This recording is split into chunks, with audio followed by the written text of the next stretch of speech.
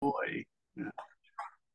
Okay, yay, recording. Okay, we're recording now. Let's see if I have my more button to be the host. If I don't claim the host, Andrew's going to grab the host. All right, thanks, you guys. Good, good. Okay. Right. There's some noise coming in, so let's see what's going on. Hey, who's got this going on here? Okay.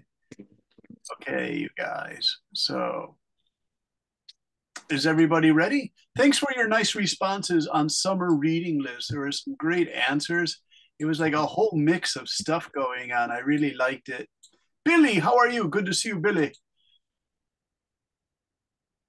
Billy, Mr. Kwong Tan. Hello, How are you today? I'm fine. Hey, can you give me the name of a book you think would be good to read for summer? Mm,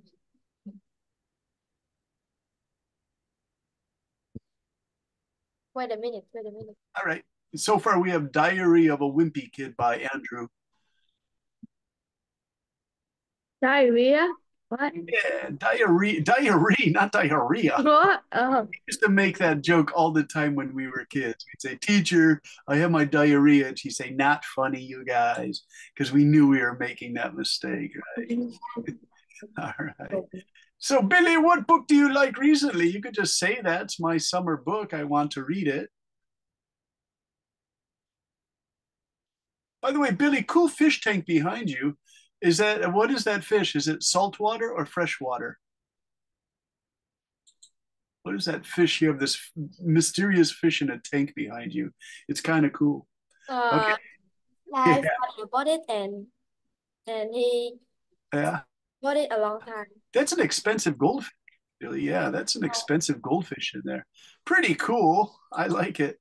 All right, you guys, I'm going to get today's debate stuff because you did a nice job.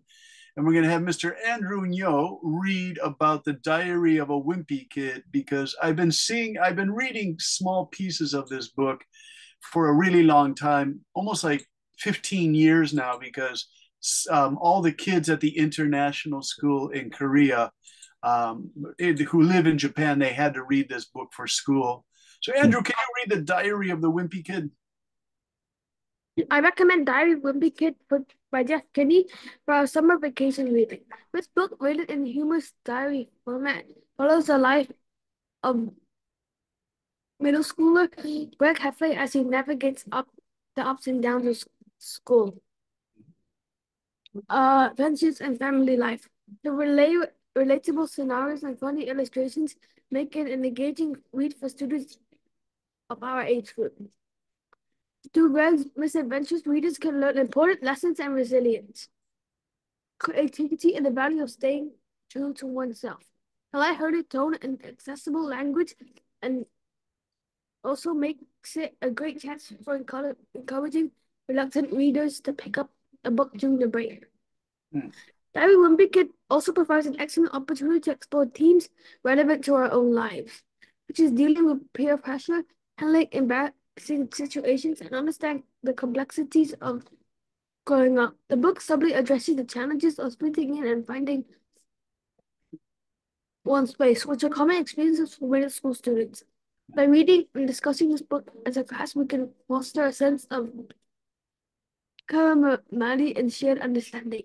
Although the humor and reliability of the story can make our discussions more lively and enjoyable, making it a perfect choice for our summer reading. Or summer reading. Andrew's microphone went out. So these are really good points, Andrew. Ups and downs of friendships, relatable scenarios, funny illustrations, engaging read for students of our age group, misadventures, learn more about resilience, creativity, value staying true to oneself. Um, and I like this part here, Andrew. Encourages reluctant readers. That means kids who just don't want to read during summer vacation. Their teacher says, I have a summer reading list, and the students say, ah. And some kids don't read the book. They just don't find it interesting or they're lazy, right? Andrew, this is also good. Yeah. Excellent opportunity to explore themes relevant to peer pressure, handling embarrassing situation, understand the complexities of growing up. And it's all done with comedy. So, Andrew, this is a great one. By the way, Andrew, if you want, you can Yeah. use the British humor. Oh. You could use OUR. Yeah.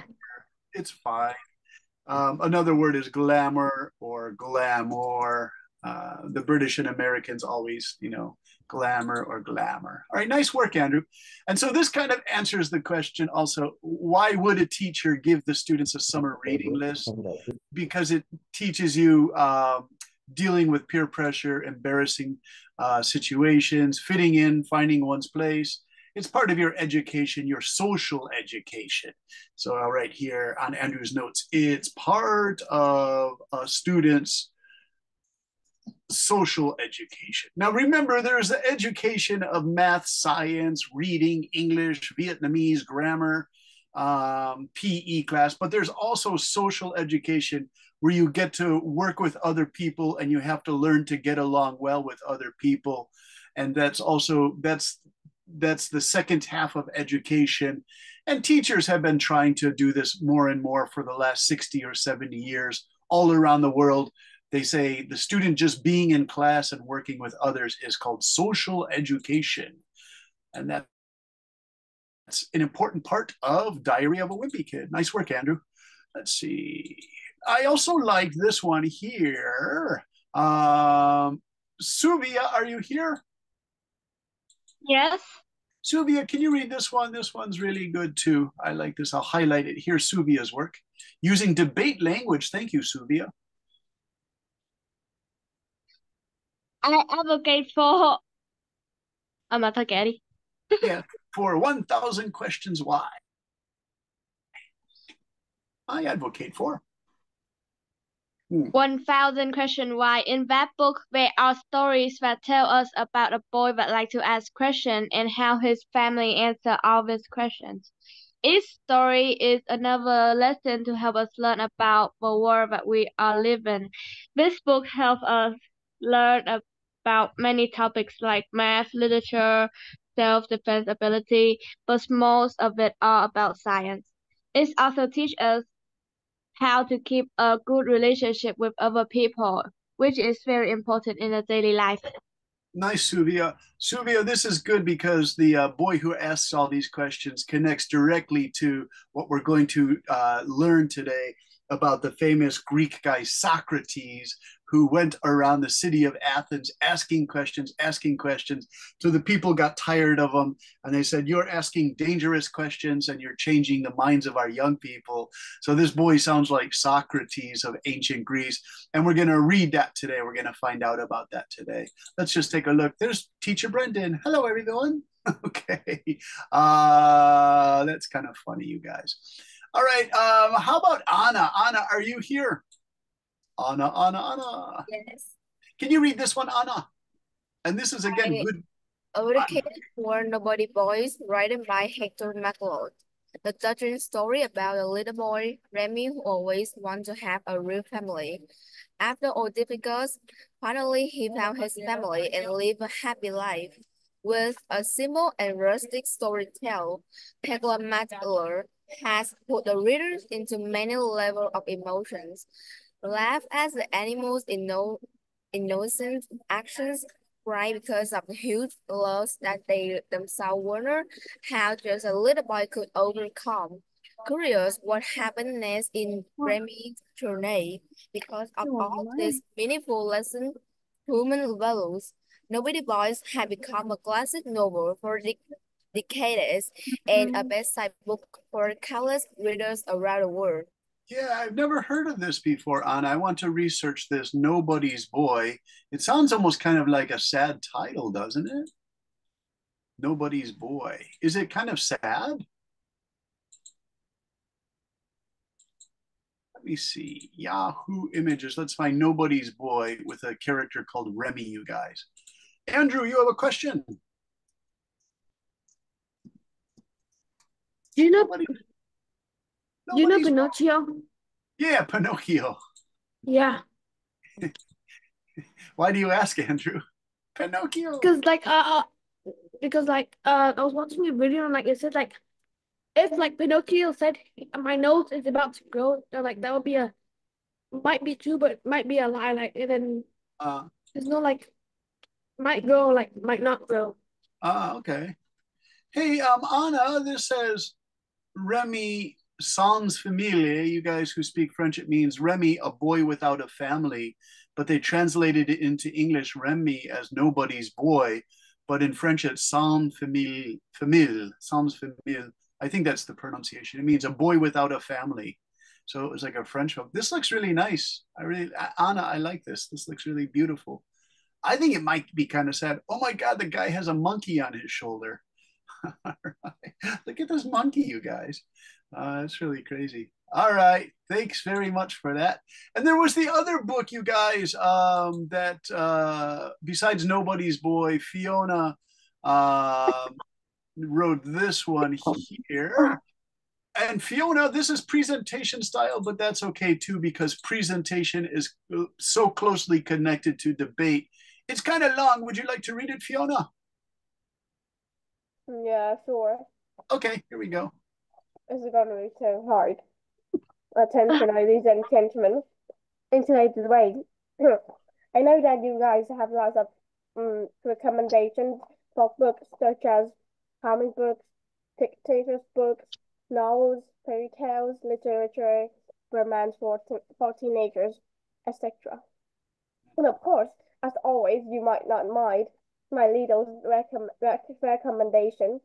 Believe it or not, I'd advocate a motivated read about success, which is like a nightclub with three doors named oh wait named a name is opening and closing scenes.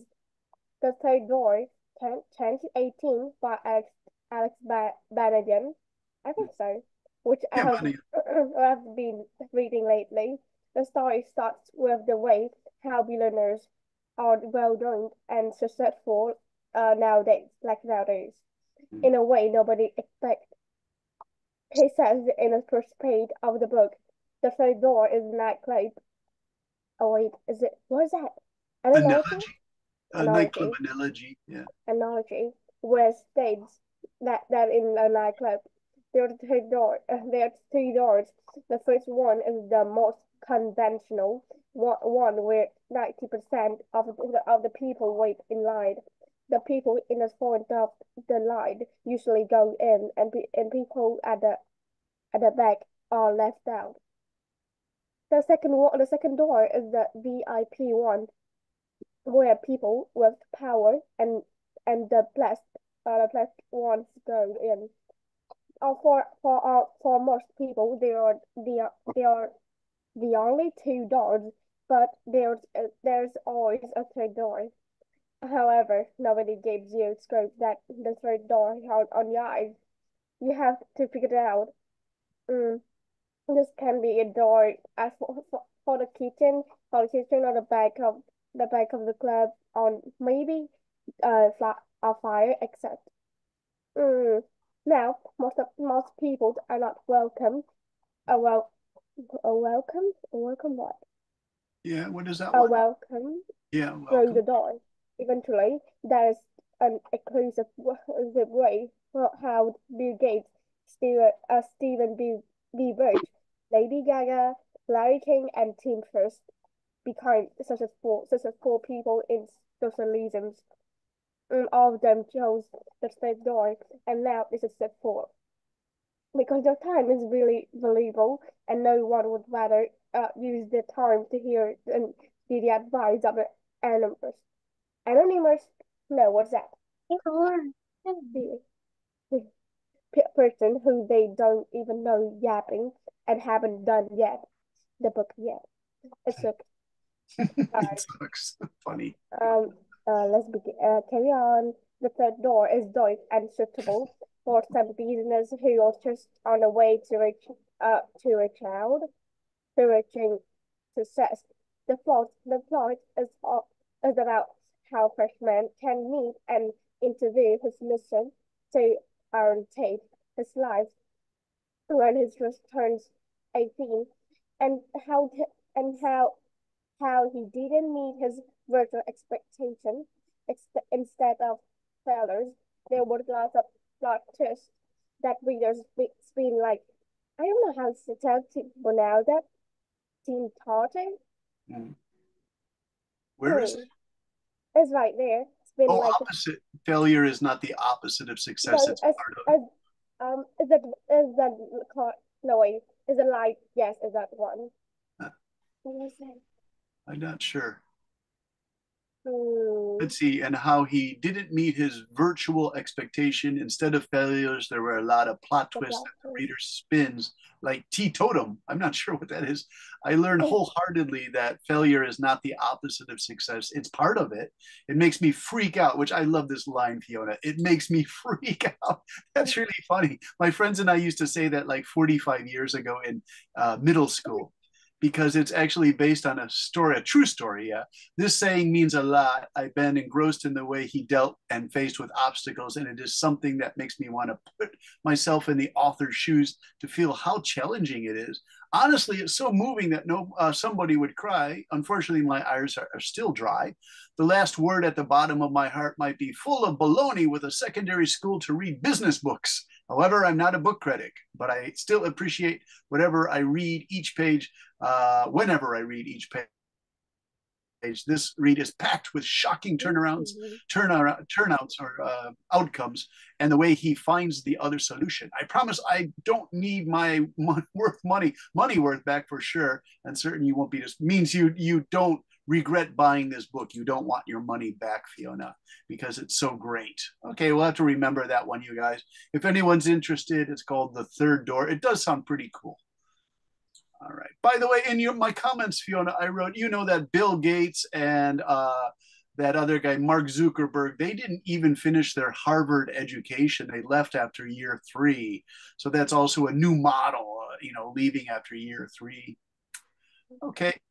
So you guys, let's see, we've done about 20 minutes. We kind of have a long lesson for some things I want to teach you today that are important, of course. Otherwise, I wouldn't teach them to you. This is called deductive reasoning, and you guys are already using it. It's just we have to talk about it in depth. It's called deductive reasoning. It's used in debate, it's used in logic, it's used in research and in your school papers. Tina, are you there?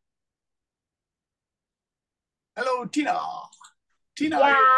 Tina, can you read this? It's kind of my own thoughts, but if you would like to read this, blue box. All right. This is an important type of logic used extensively in debate.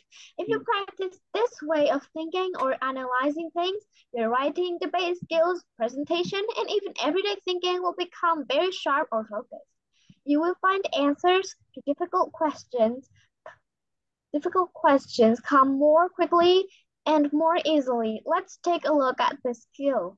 Remember, in a debate, it's important to define terms right away. For example, in a debate about what would be one good book for a summer reading list, you could ask the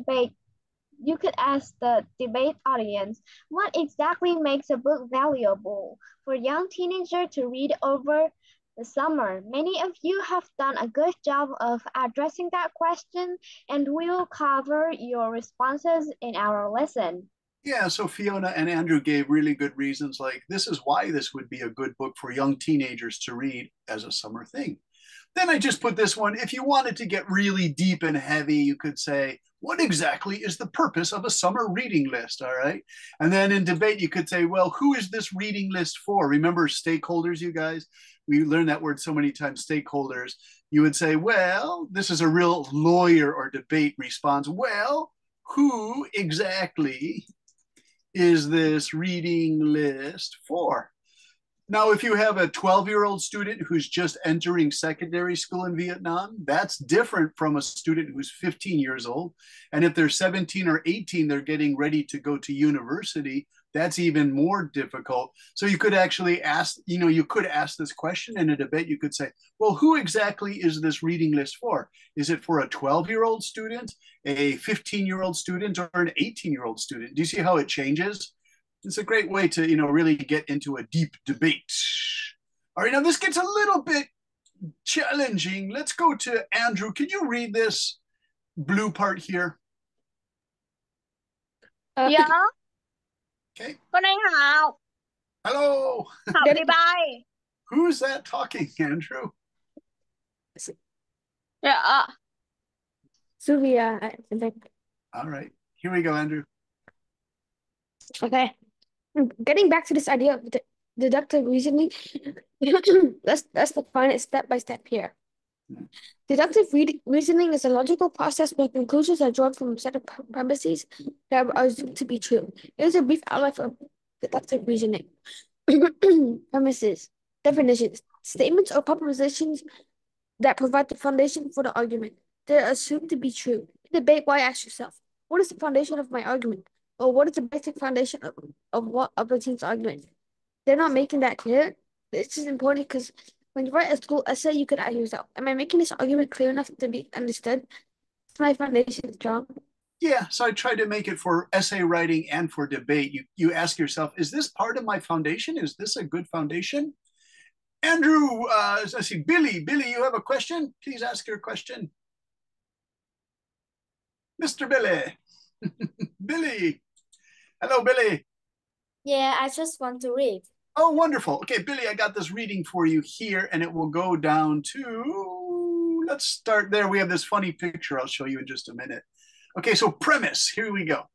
Premise 1, all humans are mortal. One day we all died.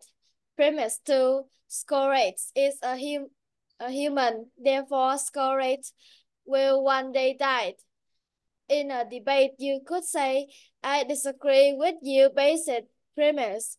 Just because Socrates is a human doesn't mean he's mortal.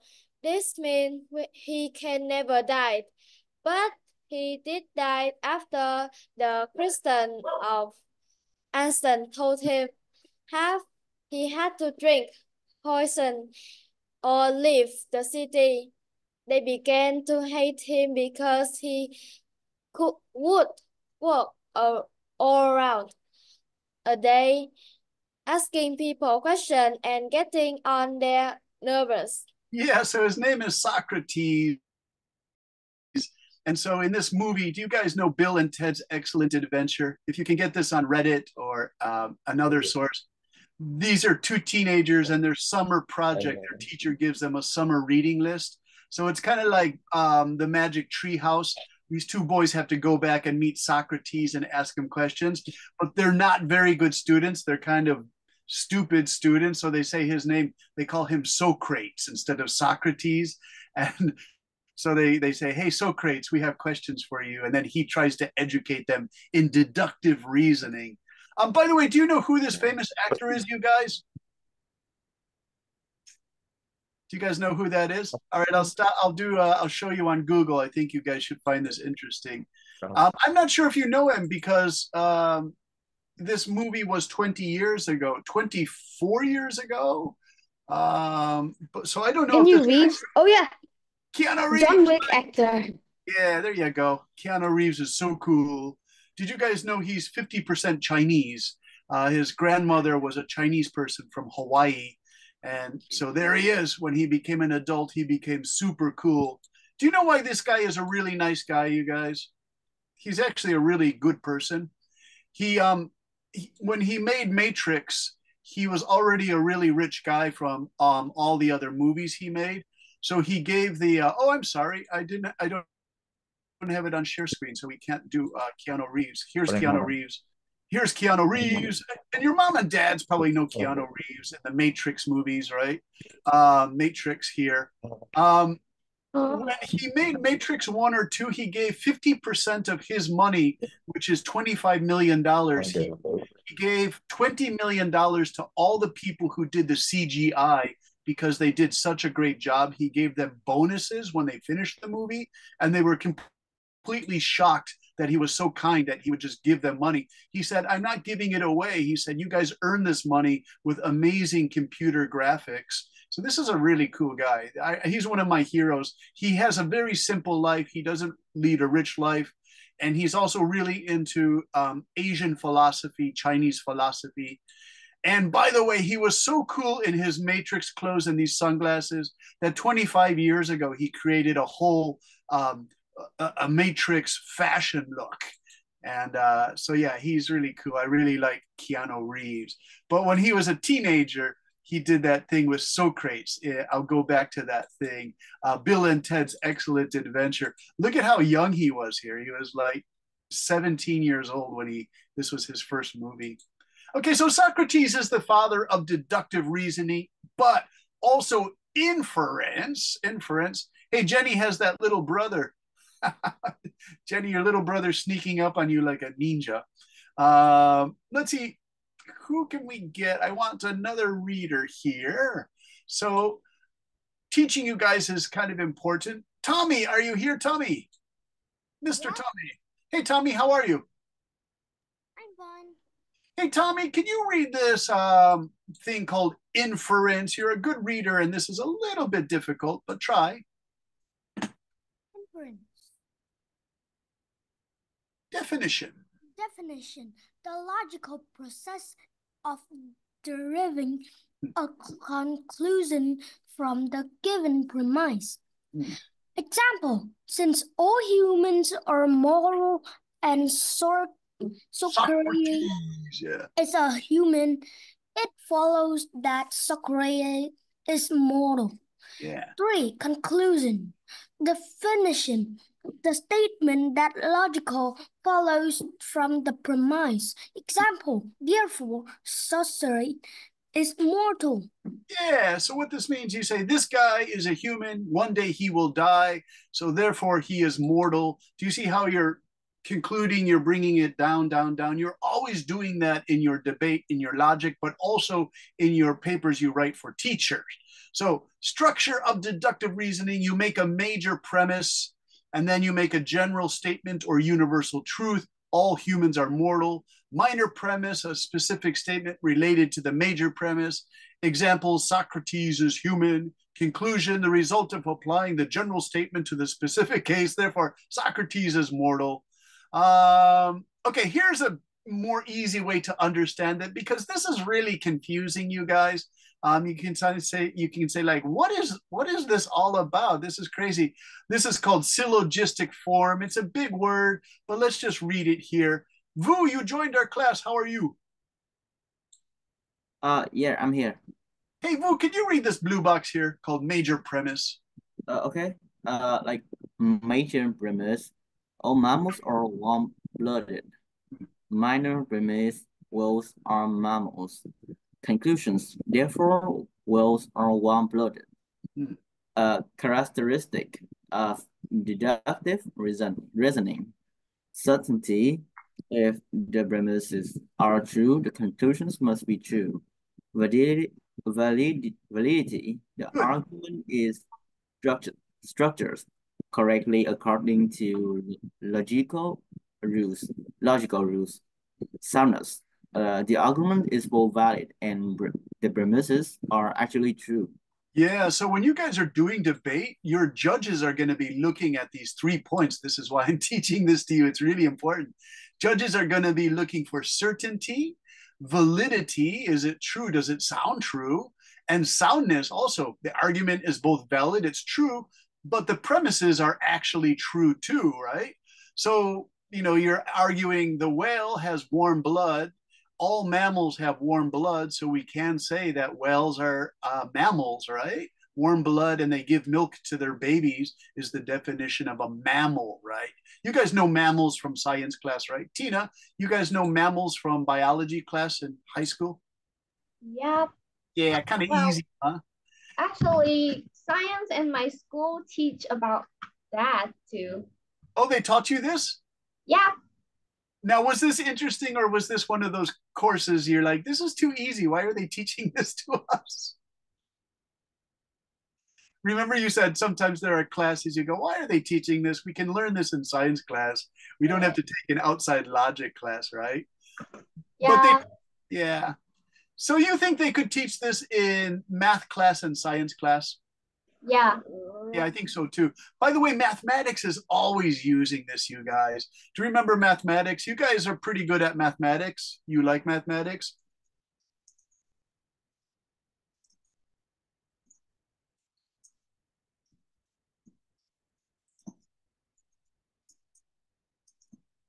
You guys know that one, right? It's so easy, right? You learned that one. Let me ask Andrew, did you learn this in math already? Yeah. Yeah, so that's... I'm not sure. Oh, okay. I do see some of this in one of my books. Okay, so Mia, what this is what deductive reasoning is. It's just in its most basic form, A equals B, B equals C, then A equals C, right? And so it's just very basic. It's almost so easy that some people say, well, why waste time thinking about that, right? But it's important. Yeah. I maybe see it in one of my instruction book of blood. I had three kinds of books of it. Okay. So yeah, you just have to keep studying it and studying it. Oh no, Tina is being attacked by a Lego creature. Tina, who is that? Your brother? Who's got the Legos? Someone's attacking you with Legos. Is that your brother, Tina? Yeah, he's my brother, and he's just looking at the screen and saying that he doesn't understand. Okay, so Tina, we could do this. All brother, we all, well, let's see, we all have brothers. My brother is annoying. Okay. Really annoying.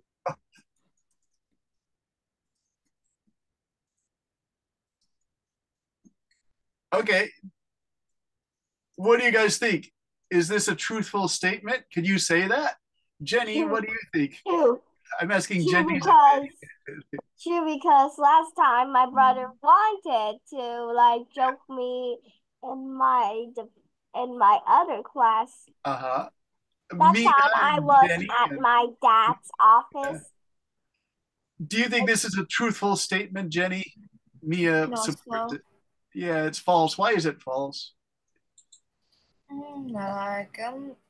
It depends on their personality more. I think so. Like my brother, yeah, like he is, yeah, not so annoyed. I think so. And also, it's depend on the way you think about him. Like maybe you can think his actions are annoying, but when you switch to another aspect, you think, oh, he is so cute. He just want to like get my attention to him or something like that. It's just depends on our perspective and their personality. I think so. Yeah. Nice. Oh.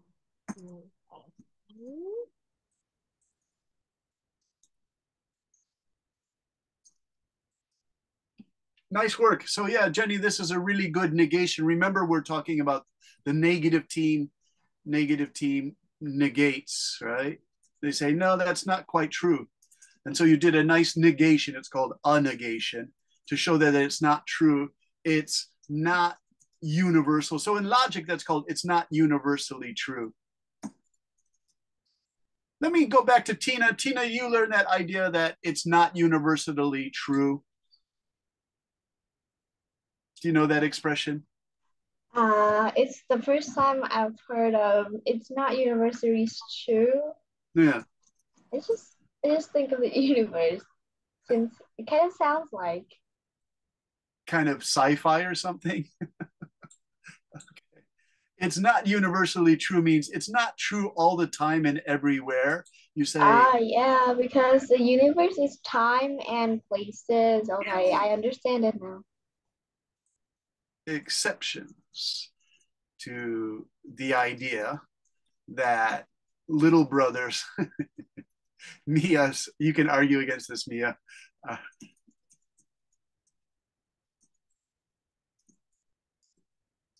And this is what Jenny was arguing very well. Some people say, no, my brother's cute sometimes. I enjoy playing with him. He's not annoying all the time. He's just annoying sometimes, you know. So it's not universally true. So do you guys understand what that kind of fun example? That's what you're doing there is deductive reasoning, right? Okay, now the opposite. Hey, Billy, would you like to read again? And this is a little bit difficult to read. You know, some of the words, the word is fallacy. Yeah. Okay. The opposite of rational deductive reasoning. The fallacy of occurring specifics. The universal principles is known as hasty. Gender. I don't know this one. Oh, generalization. Generalization, also called falsely generalization, is this fallacy occurs when a conclusion about a whole group or category is drawn based on an insufficient or non-representative sample. Yeah. Insufficient means not enough information. And so again, you guys are going to use this a lot in your secondary and university studies. You could say there's not enough information here to say this is true. Now, this is a really big thing to learn because, you know, in America, people like Donald Trump doesn't think that the world's climate is changing. And so he has these scientists who support him who say, there is not enough information. But this is a very small minority of scientists. I don't know the percentage, but they're like, Trump and those other scientists are crazy. The scientists who say the world is not heating up work for the oil companies and they don't care about the earth. They just want to sell oil, right? Andrew, do you know this idea? Is Andrew there? Andrew, how are you? Mr. Yo. Yeah. Andrew, do you know that a group of scientists take money from the oil industries? And so they say that climate change is not happening because they want to continue selling trillions of dollars a year of oil. Their argument is there's not enough information or data to say that the world is heating up, that the world is getting hotter. But the majority of scientists say, no, it's true. We have enough data. The word is data. We have enough data to show that the world is getting hotter, right? Okay. Now this gets crazy. Do you guys know there's a group of people called the Flat Earth people? Yeah, like people who think the Earth is flat. Yeah. They think the Earth is flat, and they say there isn't enough information.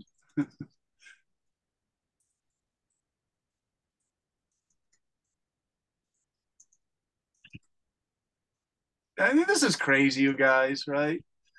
How do you guys know? We can clearly see that we can clearly see the Earth's curvation. Yes. If we go outside and look far. Yes, very nice. Do you guys curvation? I hope I spelled that. Oh no, I didn't get curvation right, you guys. Oh no, this is gonna make me crazy. Curved surface. Let's call it curved surface. But curvation is really good. Was that Tina who said that? Curved surface. Do you guys know that in 1490, before he set sail, Columbus was in Portugal and Spain trying to get sailors to work the 3 ships to go to what he thought was India, but it was really America. And they said, no, we can't. The ship is going to go off the edge of the earth because the earth is flat. And Columbus would sit in the shipyard, the harbor of Portugal, which had a lot of small ships that were going around Africa to India to buy spices and silk from Vietnam and gold. And Columbus said, look at how the ships disappear. And then the men said, yeah, because they're falling off the earth. And then Columbus would say, well, why is it that these ships always come back like 9 months later full of treasure from India, spices, silk from Vietnam and China, and tea and spices? If they fell off the earth, how would they come back? So what Columbus was trying to tell these people is the earth is round. Look at the ships disappear because they're going around the earth, right? So that's why we know the flat earth is just a really weird idea. Okay. Andrew, can you read these ones? Hasty generalization. Be careful of this in a debate. You'll hear it on your own team or the other team. You say, oh, they're making generalizations too quickly and they're making some real basic mistakes and the judges are going to minus points on them. So go ahead, Andrew. Because characteristics hasty generalization. Insufficient evidence. Draw a broad conclusion from a limited number of specific instances. Non-representative examples. Using examples that do not adequately represent the entire group or category. Avoid generalization. Applying the characteristics of a few cases to all cases within the group. Yeah, nice. Okay, really good. Let's get another reader here because I want you all to have a chance to talk and join in the class. So somebody whom I haven't called on enough. I want to read.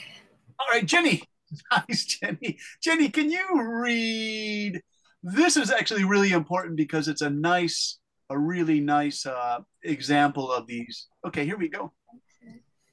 Example scenarios.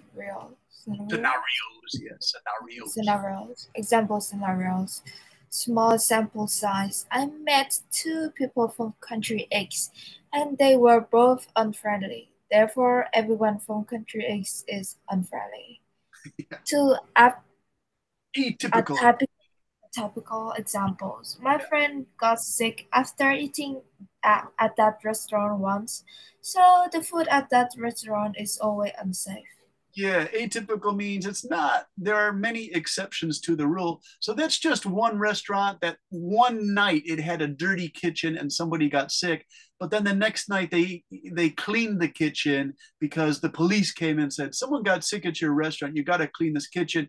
Now for the next 5 years, the restaurant never has a sick person because it's always clean. So it's an atypical example. Atypical means not the regular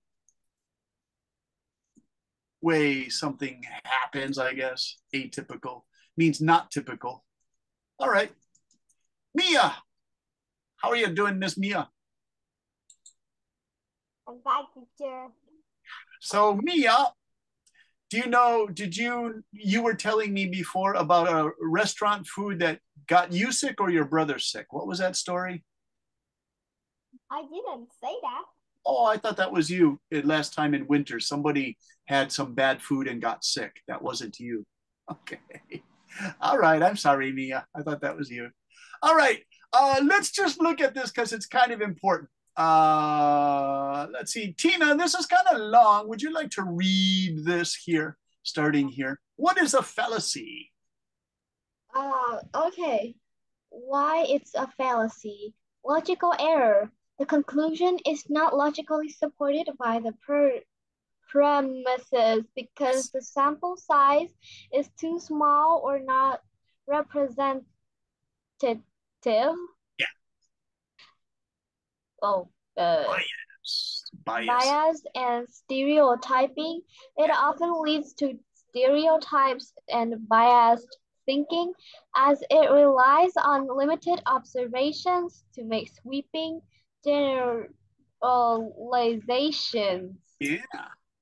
How to avoid hasty generalization. Use larger samples. Ensure that the sample size is large enough to be representative of the population. Consider variability. Take into account the variability within the group or category before making a generalization. Seek diverse examples. Use a wide range of examples to ensure the conclusion is more likely to be accurate. Example of correct generalization. Yeah. Tongue twister. Sufficient evidence. Multiple studies involving thousands of participants from diverse backgrounds have shown that smoking increased the risk of lung cancer. By avoiding hasty generalization, arguments can be more logically sound and less prone to fallacious reasoning. Yeah, fallacious reasoning just means false reasoning or bad reasoning. It just doesn't add up. Example.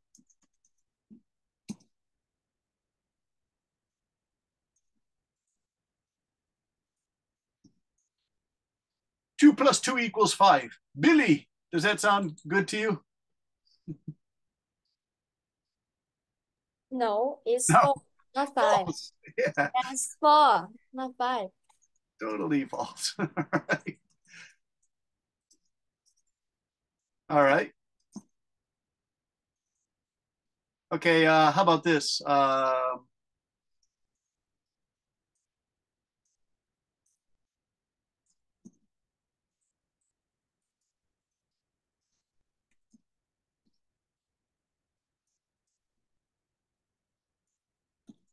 Andrew Nyo, what do you think?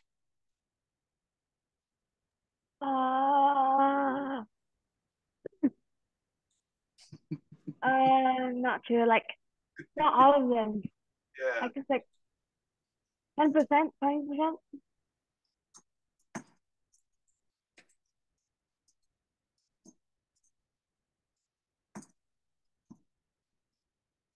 I use Porsche because when I lived in Taipei, Andrew, there are all these really expensive Porsches. But then there are these unbelievably poor people on bicycles that collect garbage all day to make extra money. And these people are like 75, 80 years old and they're still working. So sometimes Taiwan has some areas that are kind of poor. Okay, so I put an extreme example for Billy that 2 plus 2 equals 5, so you can clearly see it's false. And then I also did that all Vietnamese people are rich, right? Okay, so we have about 10 minutes. Can you guys think of some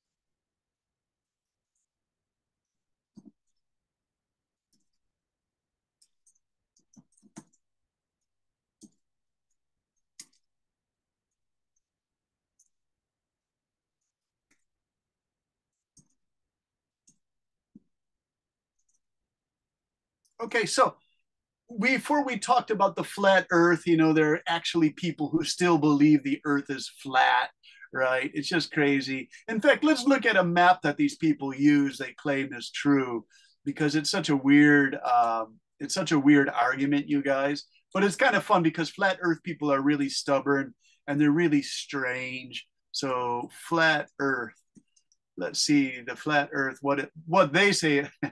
It's so weird because in ancient Greece and ancient Rome, they really did think the earth was flat. So this was their idea of a flat earth. This is what they say it looks like, right? And if you sell your ship, you're going to fall off. So they say, how come ships don't fall off? And they say, well, they go around. They never go to the edge, right? And this is just a really strange, false idea, the flat earth. Because if you look at ancient maps, they just show that ancient maps look like this. This is Columbus's map, by the way. This actually shows that the earth is getting round, right? But they have no idea that America is here. They know that if they sail around Africa, they'll get to India. They know that silk comes from Vietnam and China. Spices come from Indonesia and India. So this map is actually beginning to show the curves. I think this is what Tina called the curvature or the curvation. Curvation. Curvation, yeah. So they're getting it right. They're getting close to curvation, but it's still not quite complete because they don't show America. Did you know that Columbus, when he realized that he wasn't in America, then he thought he was in Japan. He just, even when he died, he never realized that he just discovered North and South America. It was a new continent. So he never could realize, he could never understand that. The Roman Empire, no, this is showing curves too. That's not a good map, you guys. We need a really old map where the Portuguese, let's use a Portuguese map. Portuguese ancient map, because the Portuguese are the ones who had the ships. Portuguese ancient maps. Okay, this is good, yeah. So let me see. So it's still not great. Here's the Portuguese map of Africa. they would trade. They'd go here to West Africa. And so there's no curvature here. It's all flat. So this is when they still thought it was a flat earth. Oh. By the way, yeah, the Portuguese would sell their ships on the west coast of Africa, and the men would get bitten by mosquitoes and get malaria, the blood disease. So that's what malaria is Portuguese. It means bad air. They thought the air was so hot and wet that it was making the sailors fall asleep sick and die. But it was malaria was actually the mosquitoes would bite the sailors and give them blood poisoning, right? So it's kind of crazy. All right, we have 10 minutes. Can you guys think of some really strange ideas you've heard, like strange stories that kids tell at school, right? Or you read them on the internet? Strange stories you hear on the internet or from friends, where there is fallacious reasoning, meaning false reasoning. Okay, can you guys think of some situation where there's false reasoning? Some of the stories you hear when you're teenagers are like weird things in food. For example, there was this famous chewing gum, and when we were kids, we say, oh, the company puts little eggs that spiders make to make it more chewy. It was called the spider eggs. It was really disgusting. And so many kids in America were telling this false story that the company that made the bubble gum put a big ad in all the newspapers saying to mothers and fathers, children are telling your children crazy false stories about our chewing gum. And they didn't even mention spider eggs. They just said, stop telling crazy stories about our chewing gum. They didn't want to put spider eggs in the newspaper advertisement, because then it makes people think, oh, there really are spider eggs in the chewing gum. It was just such a weird story and completely false. But that's not quite what I want to use for today's thing. Tina, can you think of a strange thing that you've heard that you know must not be true? So one time I was talking to my friend, and I was talking about art and stuff I like. And then my friend said, yeah, all artists are mentally ill. Like, what? Yeah, nice example. So the friend said, all artists are mentally ill. Yeah. Example, Van Gogh is one, right? Do you guys know the American artist Andy Warhol? Yeah. You know, this guy would paint cans of soup and he called it pop art. And people would say, oh, that's so strange. Why would you do that? But Andy Warhol was just a very relaxed guy who was pretty happy with life. He was just very happy to live in New York. Let me show you a picture of Andy Warhol, because if you see him, you might say, oh, he looks strange. He died about 35 years ago, Andy Warhol.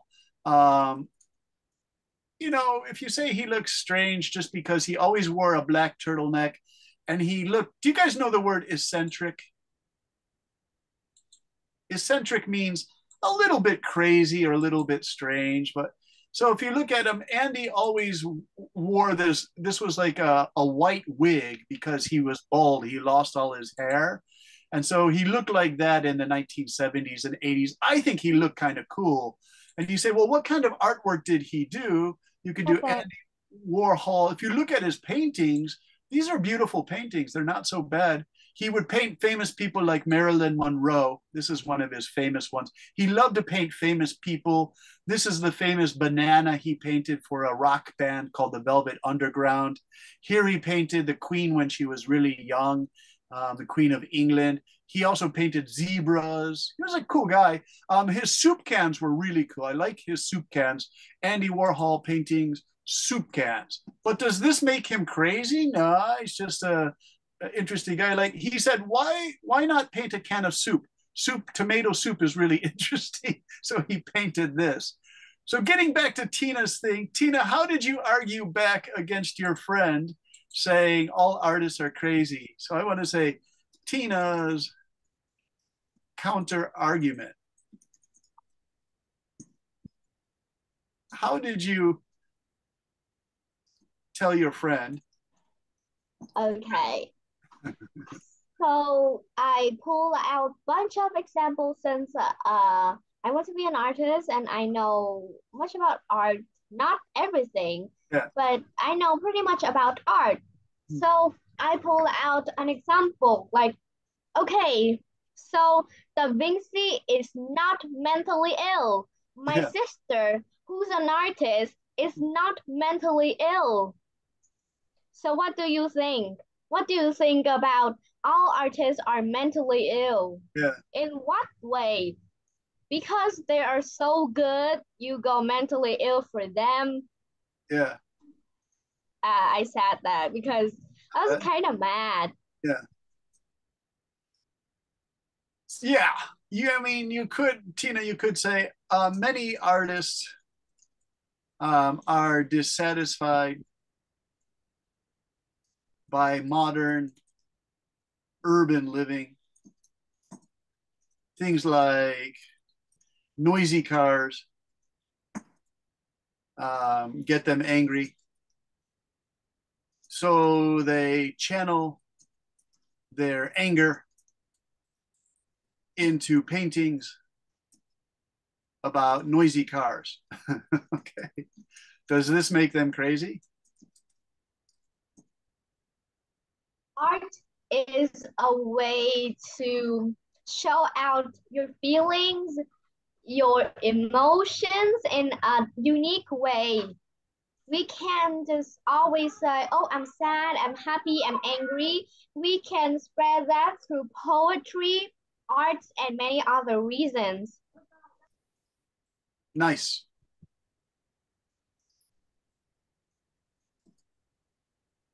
For example, okay, let me show you an extreme example. Now, we have to be careful with extreme examples, you guys, because part of today is arguing against extreme examples. If you look at this, right, this is a prime example. Okay, now, if I were in a debate, Tina, this would be a difficult example to use. Van Gogh loved painting sunflowers. I think he painted 8 or 12 different sunflowers, and he would get really angry at the results. So he would just destroy the wet oil on the canvas. And Van Gogh, he was a cheap guy. He didn't spend a lot of money on his on his oil paints. He would make them himself. They were actually kind of dangerous because there was a lot of lead in the paints, and he was putting it in his mouth too. So this is maybe what made him a little bit crazy. Now, Van Gogh really was crazy, you guys. He had a lot of mental health problems. But look at, even with mental health problems, he made these beautiful sunflowers, right? So you could say, Van Gogh made beautiful paintings, but he was kind of crazy. But that's a difficult argument to make, Tina, because if someone's debating you, they might say, yeah, but Van Gogh is totally crazy. Remember, he shot himself in the head. Actually, he didn't shoot himself in the head. He shot himself in the side with a shotgun to kill black crows in the fields of France. One day he just killed himself. Hey, teacher. Yeah. Yes. You know this? Yes, Mia? Van Gogh was too crazy that he even cut one of his ears. Yeah, he cut off his ear and sent it to his girlfriend. Remember that? So yeah, he's maybe not a good example to use, right? I have a book about him. So, the thing is, Mia, do you see the sunflowers? One of his sunflower paintings, I'm not sure which one it is, because he would just paint sunflowers. This is when he was close to his death. He painted, I think, this one or another one. A Japanese insurance company bought this back in 1988 when Japan was really rich. They had a lot of money. And the company spent $44 million. It was the most amount of money ever spent on a sunflower, because remember, Van Gogh did 8 or 12 different sunflower paintings, so they paid $44 million on a sunflower painting, and everyone said, oh, they're crazy, nobody ever spent $44 million. But the Japanese insurance company said, no, this is a good investment. Okay, so $44 million was the price in 1988. let's check on ChatGPT. Let's check the current price of that Van Gogh painting and see if the Japanese company made a good. I don't know, but it reminds me of Yeah. Conan, the Suzuki's family. Yes, exactly. What is the current value of the Van Gogh sunflower painting? Okay, I'm going to put this so you guys can all share and see my question as I'm typing it, because this is a great question to ask. What is, okay, if I can get it there, you guys, it's all the way down in the corner. I can never get my thing right here. Okay, what is the current value of the Van Gogh sunflower painting that the Japanese, I think it's insurance company, bought in the late 1980s for $44 million. Let's see if it was a good investment. And it says, now sometimes ChatGPT, oh, you guys, look, can you see this here? It's worth $200 million today. So the Japanese company actually made a really good investment. It's five times as much money over a 35-year period, right? Andrew, do you think that's a pretty good investment? Yeah, like I went into like an inflation calculator. It said that it's just 160 million. Yeah, but still pretty good with investment, right? Yeah. Yeah, I'd like to have that. If somebody gave you that money, Andrew, would you say, yeah, I'll take it, right? Okay. So do you guys understand the homework?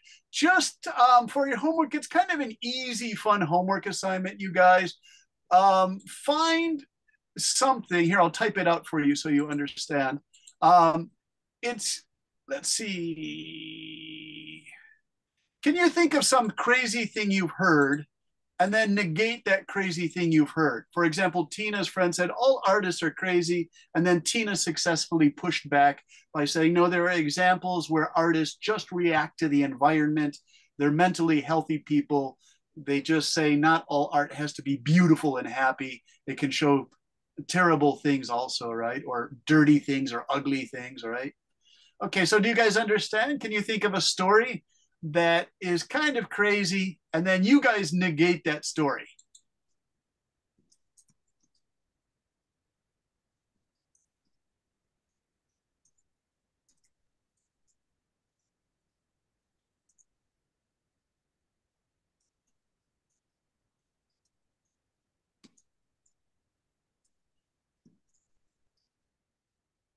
Okay, so there it is, you guys. This will go into your Zalo.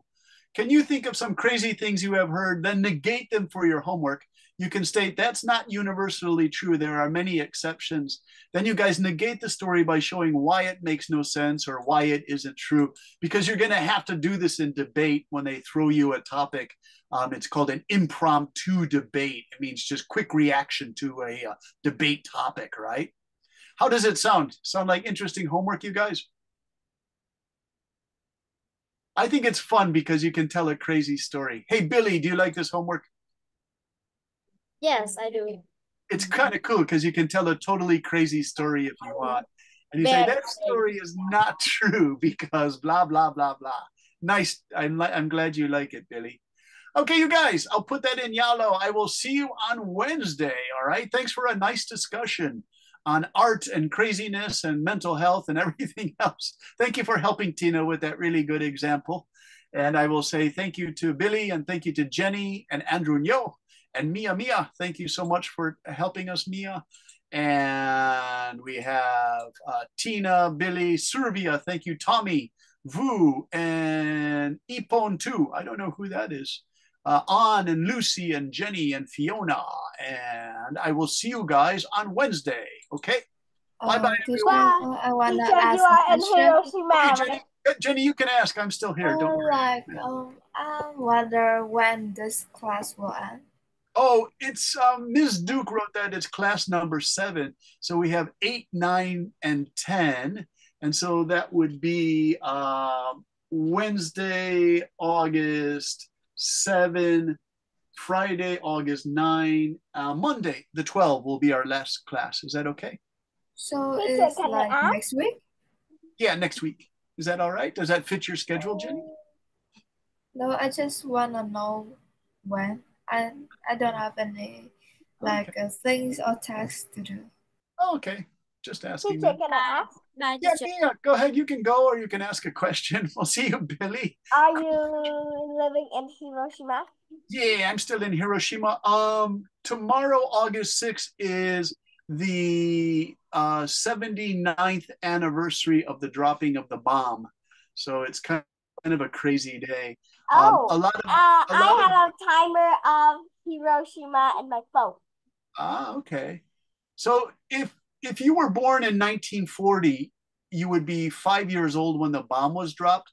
But those people are 84 years old now. So when they go to the Peace Park with thousands of people, it's really hot. And I feel sorry for the old people, but they just have to be there because they are the survivors of the bomb.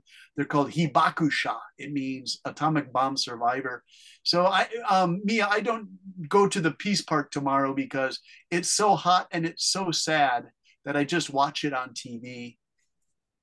Okay. Yeah. Bye, teacher. Bye-bye, Mia. Bye-bye. Take care, Jenny. Can I ask a contest question? Bye-bye, teacher. Bye-bye, Jenny. Bye-bye, Fiona. Fiona, do you have a question? Oh, yes, sure, Fiona. Go ahead. All right. So when are we done with debate, face-to-face and debate with each other?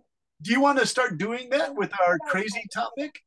Yes, and we're gonna set it up, and then in the classroom, we're gonna use face-to-face in some of the smaller rooms, and we're gonna talk about it. Let's do that Wednesday, Friday, and Monday. Those are our 3 final classes, you guys. So Fiona, we'll definitely have you, in English, it's called square off, means face-to-face debate.